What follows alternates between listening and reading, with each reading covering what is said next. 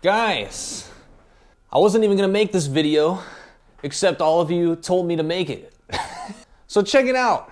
Sore Hands beat me to the punchline somehow a week after I made my video about fake guitar players. Coincidence?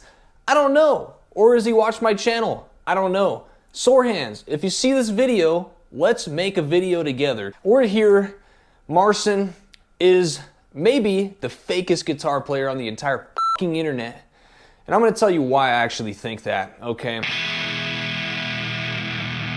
Hey guys, real quick, if you want lessons with me and want to learn how to play like this, learn how to play like Yngwie, learn how to unlock the fretboard of your guitar, email me below for a one-on-one private instruction from me. And if it's a good fit, I'll get back to you and we can work together. My email is in the link in the description and the pinned comment. Now back to the video. So look, I watched the Sore Hands video. I watched the whole thing play out. I just finished watching Danny Sapko's video. And frankly, I think this is actually everybody missing the entire point of everything that should have been said. Is the guy fake his stuff? Obviously, yes. It's so obvious in the Sore Hands video when he points out all the 16th notes he has on the music. In fact, the bass line that he's playing, as clean as it is, we all know actually isn't, okay? Now, Marcin is actually an excellent guitar player, okay? I remember, I think it was like America's Got Talent or something, the first time I saw this kid, like years and years and years ago. And I didn't even know he was like famous until like much later. I guess, he started doing his own thing after he was on TV and it worked out for him. Good for him in terms of that stuff. Making money from music is always the hardest thing to do, and he did it. So that's cool, except there's one problem. This kid literally is not playing what he actually claims to be playing on the record. Now, I normally wouldn't have a problem with this, except for the fact that he is trying to literally say he's playing stuff that he is not playing. I find this to be more despicable than the people that are actually very obviously faking their playing, right? Now, I talked about in my Fake Guitarist video that definitely blew up, surprisingly. In that video, I discussed levels to being, a fake guitar player. And, frankly, some of the fakest ones on the list were Buried Alive, and, the other kid's name is so fake. I can't even remember his name now because of how much I don't like him. I don't fake. So to me, those guys are so fake that any, actual professional could tell they're fake. It's, very obvious to me. Let's talk about the reasons why you can tell it's so fake right off the bat versus Marcin and why his is a lot harder to tell.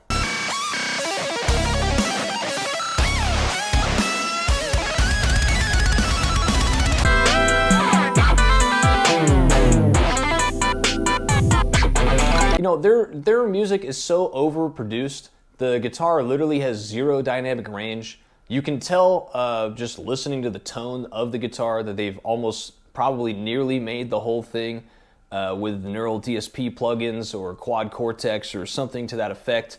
And literally there's digital artifacts coming out of the guitars in their videos. It's that fake. Now, I discussed in my video that Buried Alive seems to be a little bit more open about how he actually is not a real guitarist in the sense that he's not actually playing that stuff in real time. Would you consider yourself an improviser? Most stuff I do right off the top.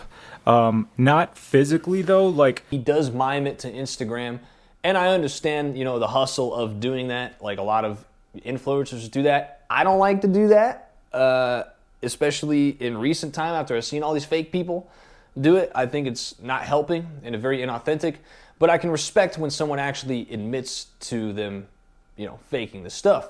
Now in Marcin's case, his stuff sounds like it could be real. And I say that about kind of more the lay person when it comes to production, that it is harder to hear how many overdubs are actually on a record if you're not used to actually hearing that all the time. So when I go to mix a record, I'm used to hearing a lot of overdubs for all instruments, including vocals. I can listen to any track pretty much that's mainstream or even indie probably, and I could, take a good guess at how many layers are on a certain track Okay, if I listen to the Black Album without knowing actually what's on it, I could probably tell you there's like at least 10 guitar tracks on one song. Just from the wall of sound effect, right? Like in James Hetfield's voice, I could tell you probably has like 3 to 4, maybe 5 layered overdub vocals on that, to be honest. They're all blended together. So if you're not used to hearing that and not used to kind of knowing about that world, because not everyone is, you can definitely be fooled by many things on the internet.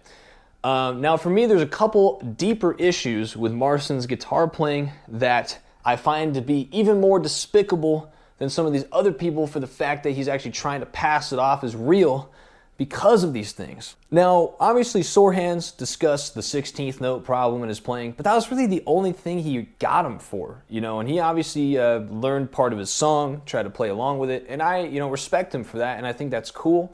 And I'm not really sure how much of the production side of things, you know, Sore Hands has experience in, but I can tell you from my own experience that it is incredibly obvious from the first listen, without me even having to watch his playing, that he did not play any of it in one take, let alone even one line of the song. And I can tell you that because there's 2 problems. The bass line is way too thick, and the drums are way too thick. Like, they actually sound like more than one, right? And that's just on the record. So I'm gonna maybe sound old school in saying this, and if you're mad, I don't care, because I think it's just the truth of the matter. If you watch my other videos, you will know why I think this. You know, I made the whole video on music being like McDonald's these days, and everybody serving you inauthentic food through music, essentially. And Sore Hands, you know, while he pointed out some good things, he failed to point out these, you know, the 2 things I'm talking about, which is the fact that the bass lines in all of his, you know, music is very clearly overdubbed multiple times. It's not possible to make a guitar sound that thick with one recording. It's just not, okay? And there's 2 reasons why, and the dynamic range is the primary culprit, okay? So when you press a string, you're not gonna hear the same volume for every single note like you're hearing on Marcin's recording. Now I'll tell you a couple things that can combat this thing, but not fully solve the problem. And the first thing is compression, right? If we compress the hell out of parts that we've overdubbed, we can make it sound pretty even. We can take the dynamic range out of it, especially if we use like a distressor or something like that, and really, really crush it, okay?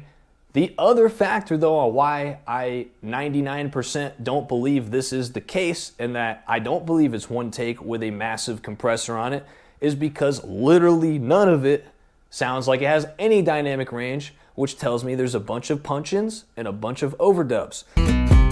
But all of my fingers are free, so I'm gonna add a snare.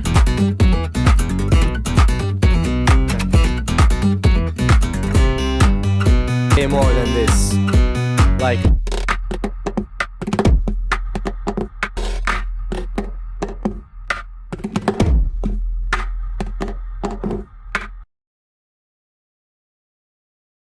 whatever. And many people on the internet, they think that I am fake, you know, that everything I play is fake. But I'm not fake, I swear. So I thought my first concert ever in Seoul, I'm going to show you how to do this. Now it's a groove, you know. But what's up with the 5 fingers? All of my fingers are completely free.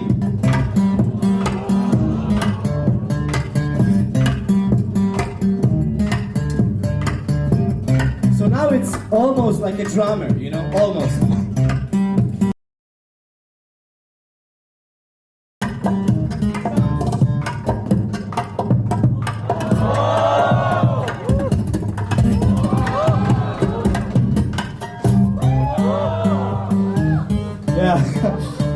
So we have the rhythm, yeah? Now, of course, this is just production, and I don't really understand why people write this off as okay to do, to be honest with you.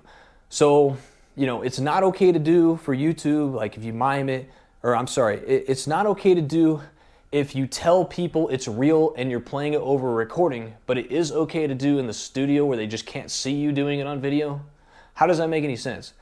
Why is one okay and the other isn't okay?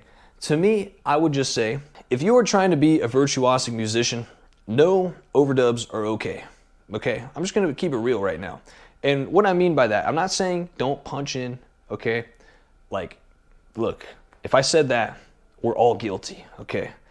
Like, nobody watching this video is gonna not be guilty of doing a punch in. What I am saying is don't play a solo or play a riff or whatever and mess it up and then punch in one note or punch in 2 notes or punch in 3 notes.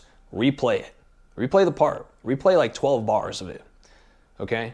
Otherwise, it's not really an authentic take, you know? And frankly, that's how many bands that are not good live, like if you ever hear the story about, you know, System of a Down being bad live or whatever, I hear this from, I actually never seen them live, but I've seen plenty of videos though, and I've met enough people that go to their concerts to have the feedback.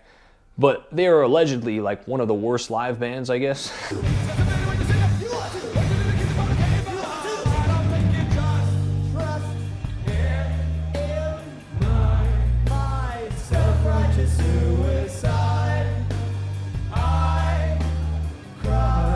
The drug use. We already know they went in the studio and did like multiple overdubs. And I actually feel like Darren Malakian is trolling everybody in the Chop Suey video because he's like literally playing stuff that like actually wasn't even on the record at all. Like where he's going up into the headstock and playing the strings on parts that never happened. I actually find that funny because I feel like he's like purposely trolling everybody to be like, yeah, look, man, I literally don't care. But in the case of Marcin, I feel like he's trying to pass himself off, obviously, as a virtuosic guitar player. Now, in a sense, he is that. He is a very good guitar player.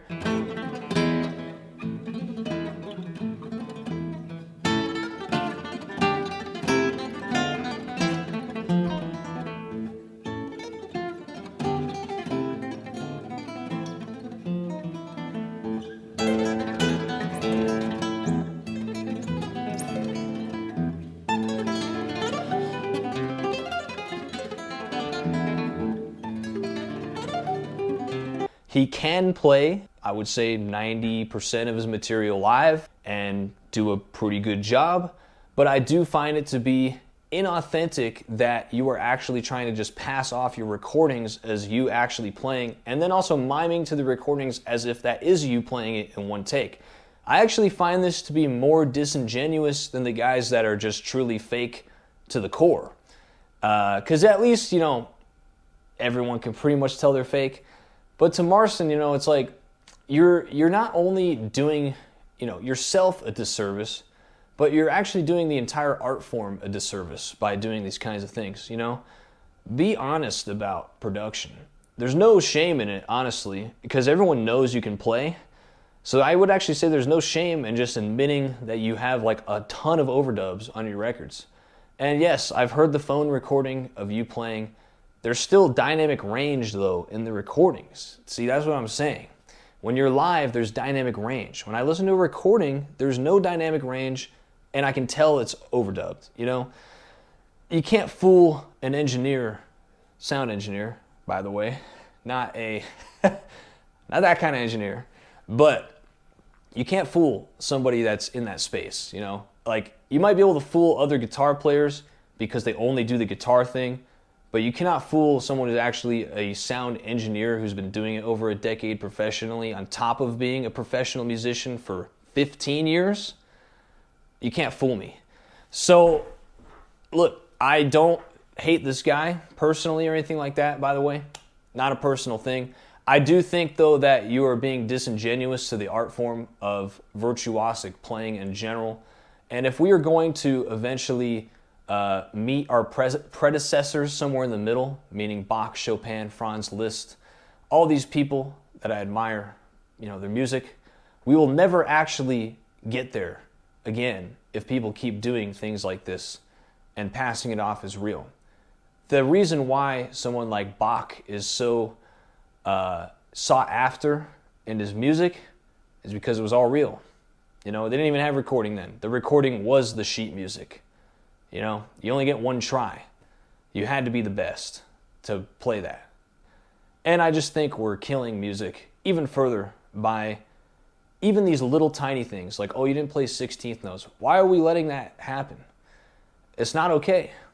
So, yeah, I don't know. Leave it in the comments, guys. I'm taking a couple new students, by the way. If you want lessons from me, hit me in the link in the description below. Email me and state your case. If it's a good fit, we will work together. With that being said, I will see you all on the next one.